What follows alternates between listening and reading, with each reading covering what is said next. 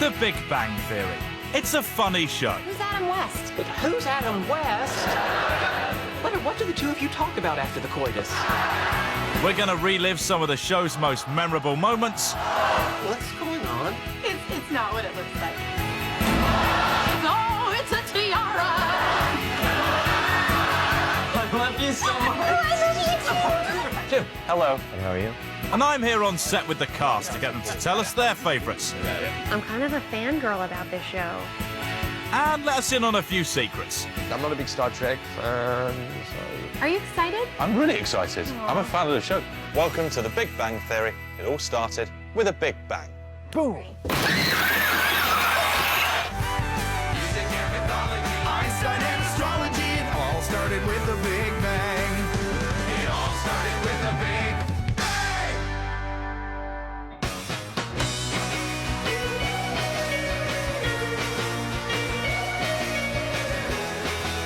This is the opportunity of a lifetime for a Big Bang Theory fan. Full access behind the scenes. All the seagulls, 2 shots, 3 shots. And a chance to talk to the cast and crew to ask them the questions that we fans, by which I mean me, are dying to know the answers to. All right, here we go. And background action. Leonard, promise me that when our new waitress comes over, you will not start a complicated on-again, off-again relationship with her, because I'm very, very hungry.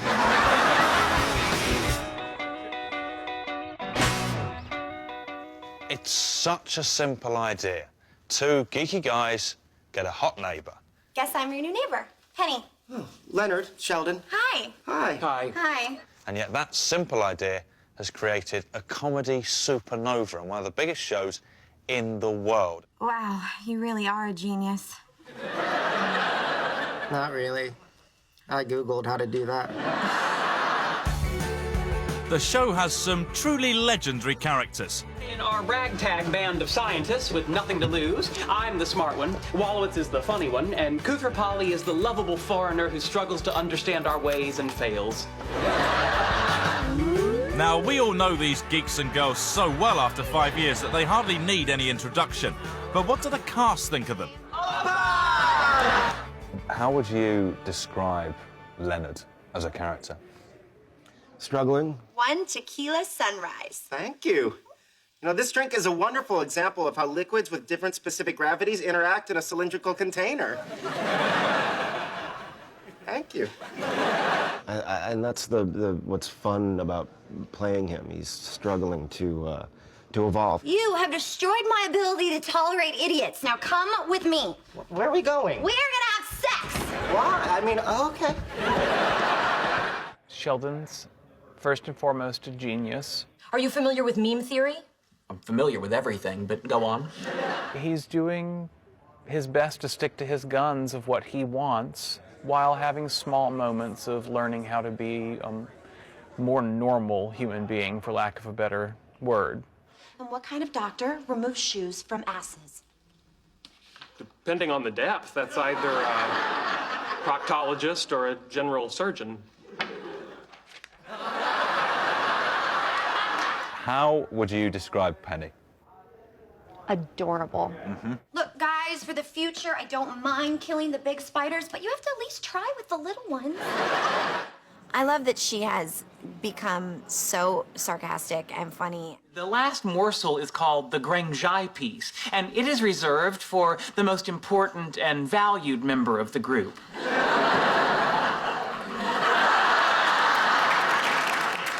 Thank you all for this high honor.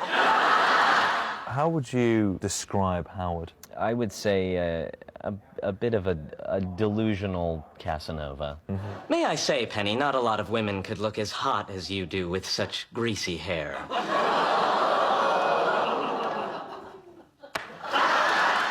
More confidence than is good for him, probably. Or maybe ignorance is bliss, I don't know. We just got back from that exhibit of those plasticized human cadavers. And some of those skinless chicks were hot. Raj is like the Tom Cruise of the sitcom world. He is. It's the looks. It's the... No, you know, Raj is the foreigner on the show. He's comes from India, New Delhi, India. What? Just because I'm Indian, I can't be a Norse god? No. Raj has to be an Indian god. He's obviously pathologically shy. He can't talk to women without drinking alcohol. Okay, look, this never happened. Do you understand me? Really? Still can't talk to me? I think on the surface, Bernadette is your typical microbiologist, kind of nerdy. In microbiology, the most exciting thing I get to work with is yeast. But what I love about her is the fact that we've discovered these layers to her. She's kind of got a dark side. Yes. She's got a temper. What the hell is wrong with you? Well, you were always so nice to me. I thought maybe you liked me. I'm nice to everyone! So what you see necessarily isn't what you get with her. If you and Leonard get back together, Sheldon and I will finally have someone to go on double dates with. What about me and Howard? Fine, we can double with you too. So insecure. How would you describe your character, Amy? She's straightforward. She's dedicated, and she also knows how to have a good time. Oh, I know. We'll go to a Native American sweat lodge, we'll take peyote, roll around in the mud, and paint fertility symbols on Bernadette's naked body. So that's happening. So I think she's a pretty well-rounded person, considering. Yes, yeah, all things being. The only person who signed my yearbook was my mother. Aw. Dear Amy, self-respect and a hymen are better than friends and fun. Love, Mom. The Big Bang Theory has just hit an important milestone. 100 episodes. That's impressive for any show. The fans loved it from day one, but did the people who are actually making the show have any inkling that it would go on to be such a huge success? Cold-blooded animal. Chuck Lorre is the man who, along with co-creator Bill Prady, is responsible for the show. In the past 20 years, he's brought us some of the biggest shows on TV, including Roseanne and 2.5 Men. What gave you the idea for the show in the first place? It started with Prady telling me, Bill Prady, the co-creator of the show, telling me about his life in the 80s in New York as a computer programmer. And the guys he was hanging out with and working with were all brilliant guys, but they were entirely incompetent in all other aspects of life. Oh, hey, guys. Hey, sorry we're late. Late? It's 7:05. And you said the party starts at 7. Well, yeah, I mean, when you start a party at 7, no one shows up at, 7. It's 7:05. And that struck us both as really funny and as a good starting place for a group of characters who are extraordinary, but were struggling to get on with the mundane task of living. Why on earth are you telling me all this? I don't know. Sometimes your movements are so lifelike, I forget you're not a real boy. When you first wrote the pilot, did you have any kind of sense that it could go on to be as successful as it has been? None whatsoever. No. When Johnny Galecki and Jim Parsons first read together, that was when we started to have hope. Put this in the bathroom. What for?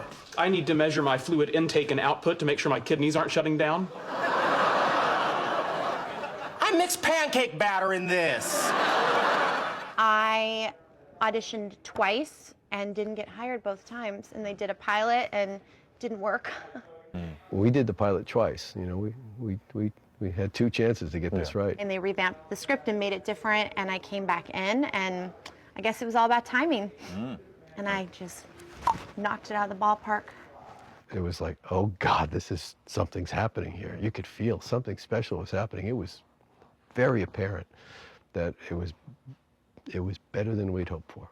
I knew it was a true ensemble, and that everyone was just fantastic. You could sort of sense where it was going to go, that it was going to kind of not be making fun of nerdy people, but sort of give them the voice, and make everybody else sort of the laughing stock. Who's Adam West? Wait, who's Adam West? What do the two of you talk about after the coitus? The first night shooting, I think, is really in front of an audience is what cemented it for me, was because they knew the characters immediately and they pulled for them. I'm sorry, do you speak English? Oh, he speaks English. He just can't speak to women. Really? Why? He's kind of a nerd. Juice box? The show ultimately is an underdog story, and people like to root for underdogs because everyone in their life has felt like an underdog. What did I ever do to Jimmy Mullins in the 3rd grade? He still punched me in the face with my own fists. That transcends cultures, religions, language. That's why it's such an international show. That's why it's popular all over the world. Whether you're watching the show and saying, like, that's me, or you're watching it going, like, what's up with these guys? There's always something that everyone can relate to being an underdog at some point in their lives. Hi, Amy. Can I talk to Penny? A guest in my trundle bed and a boy at my door? I wish I could tell 13-year-old me it does get better. These characters are very lovable. And I'm not talking about Penny, even though she's the most. But the guys, truthfully, I mean, these from day one, you just fall in love with them. But I feel like they've made nerdy and goofy kind of sexy.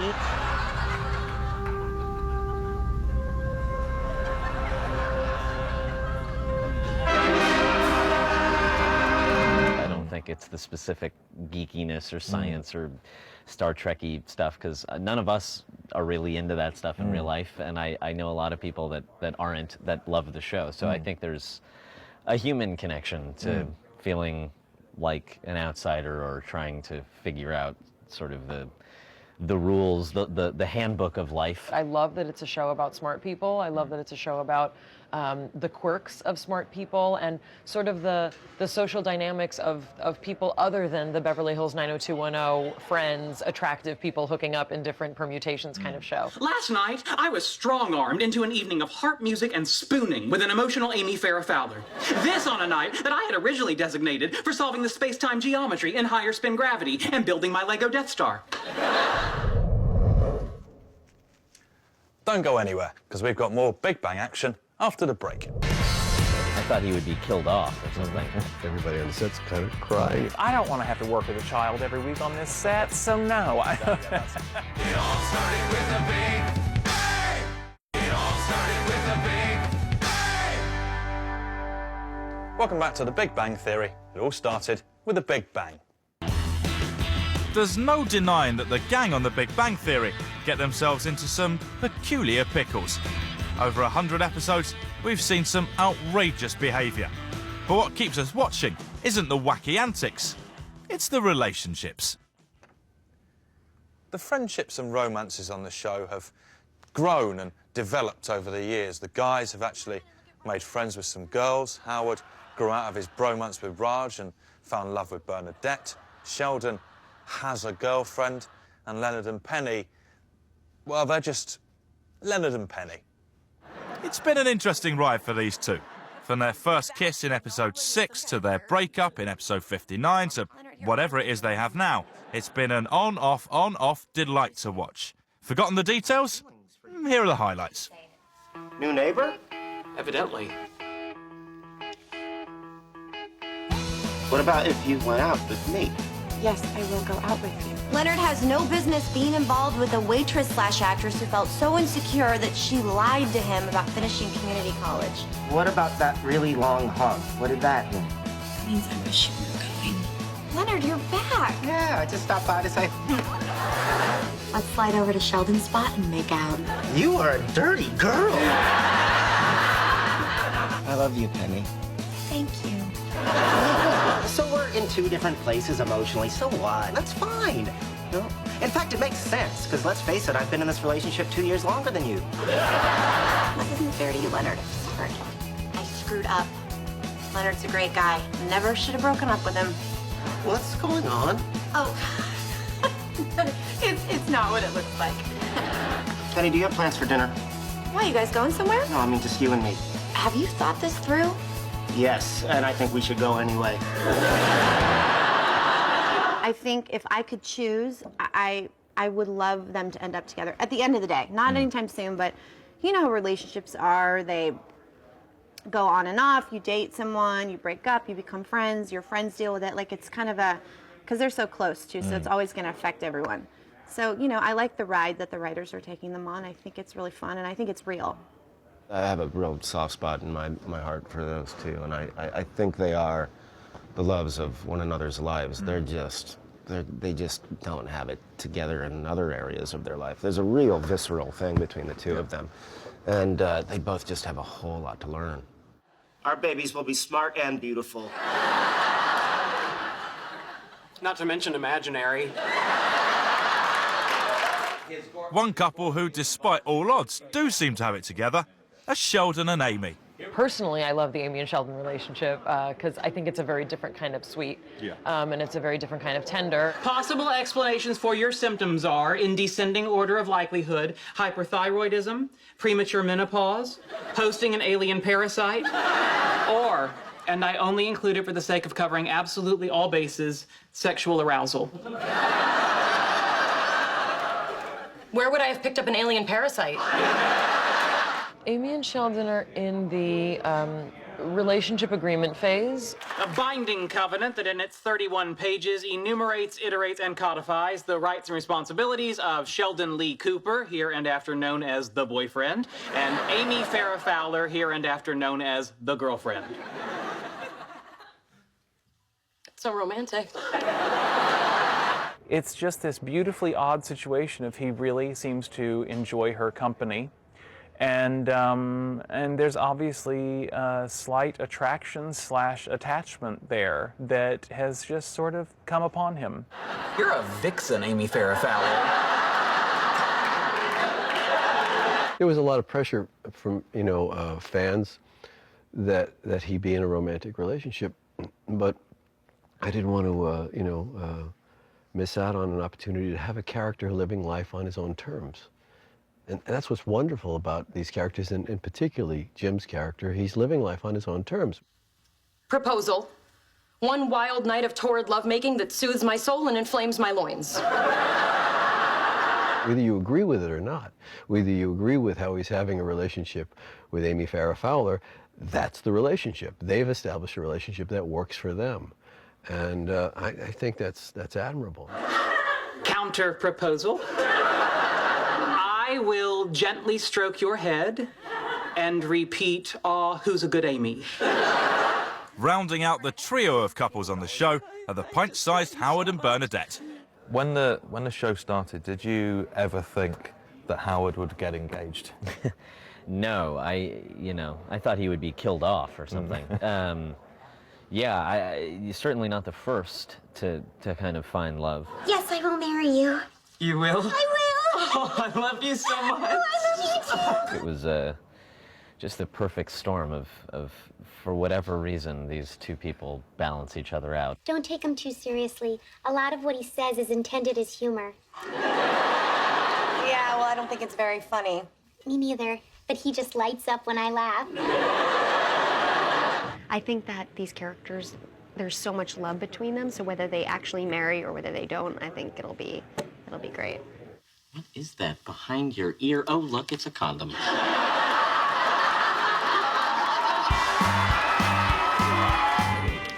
Well, ladies, we killed the bottle. The Big Bang Theory is about more than romance, of course. It's really about friendships, and those can be the most entertaining relationships on the show. My favourite? Come on, easy. Howard and Raj. Do friendship. How would you describe Raj's friendship with Howard? It's a bromance. It's a classic bromance. All right, honey, if we're gonna make the movie, we should go. This may be hard for you to hear, but when I say honey, I mean my fiancé. Yeah, well, now it means her.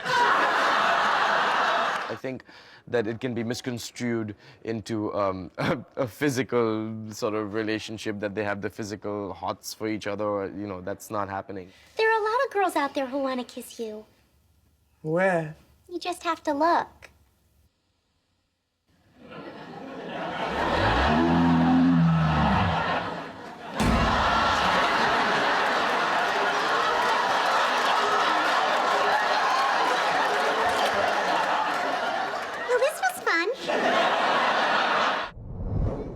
There have been so many memorable Big Bang Theory moments. Some of my personal favourites are Sheldon dressed as a Doppler effect. I don't care if anybody gets it. I'm going as the Doppler effect. Howard's robot arm incident. You slipped and fell into a robot hand. Yes. Penis first. That's not important, though. Which moments stick in the minds of the cast and the creators? There was an episode where they wanted Sheldon to learn how to drive. There was this simulation exercise that he had on the TV with the video game to practice driving. Hit the brakes! Hit the brakes! The commitment of everybody as one group to get it done, it was sheer joy. I like the one where Howard cries to Penny and then tries to kiss her and gets punched.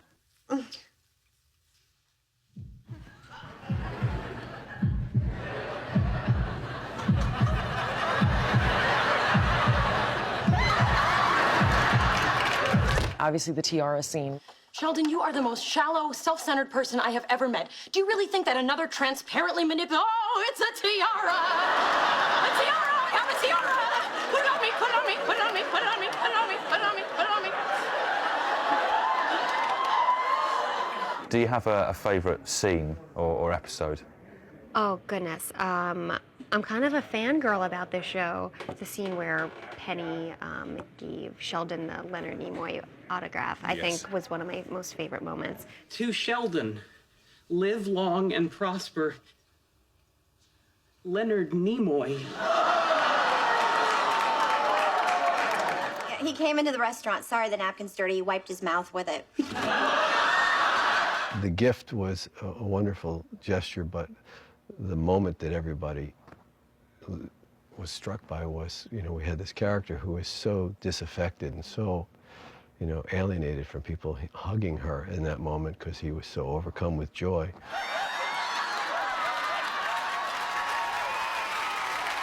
We're making a situation comedy here, and we have to make one every week, but, everybody on the set's kind of crying, and it got very emotional. Leonard, look, Sheldon's hugging me. Now, just because there are so many great moments in the past doesn't mean there won't be lots of great moments in the future. On the contrary, there will be. What they'll come up with is anybody's guess. Here we go into the future. Do you have kind of thoughts and hopes for Sheldon in the future? Like, what would I want for him? That he wins the Nobel finally? I mean, that's like getting a couple together at the end of an episode. Where's his fight then? Do I want him and Amy to have a test tube baby? I don't want to have to work with a child every week on this set, so no. Yeah, that's important. Yeah. So do you have hopes and aspirations for Howard's future? For the better of his own being, I would say I hope he can manage to get out from under his mother's fat thumb. I don't know if they'll actually make it down the aisle or if they will or won't. I want them to get married because I think if we see that scene, then presumably Howard's mother will have to be there. At the actual wedding, she could surface, I guess. Yeah. I hope Penny gets another job than working at the Cheesecake Factory. She's good there, though. She is really good at the Cheesecake Factory, but I'm kind of sick of the uniform. So I'd love to maybe even work at sushi. Do you feel like Raj will eventually be able to talk to girls without the aid I don't know. of drink? If it's not drink, it'll be something else. Hard to believe that we've already had 100 episodes of The Big Bang Theory. But we have. Here's to 100 more. We're not writing Lost. We have no idea where this is going. Oh, big deal. Not knowing is part of the fun. Catch the latest Big Bang episode over on E4 tomorrow night at 8. Totally Random next here on 4. The animation is electrifying.